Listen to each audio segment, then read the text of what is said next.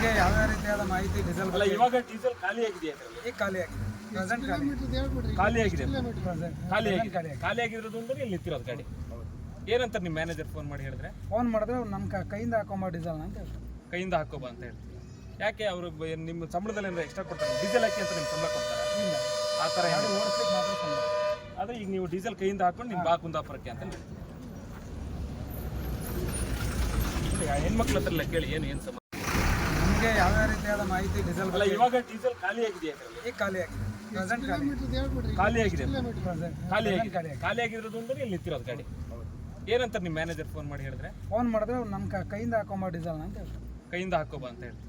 ಯಾಕೆ ಅವರು ನಿಮ್ಮ ಸಂಬಳದಲ್ಲಿ ಏನಾದ್ರು ಎಕ್ಸ್ಟ್ರಾ ಕೊಡ್ತಾರೆ ಡೀಸೆಲ್ ಹಾಕಿ ಅಂತ ನಿಮ್ಮ ಸಂಬಳ ಕೊಡ್ತಾರೆ ಇಲ್ಲ ಆ ಥರ ಗಾಡಿ ಓಡಿಸ್ಲಿಕ್ಕೆ ಮಾತ್ರ ಸಂಬಳ.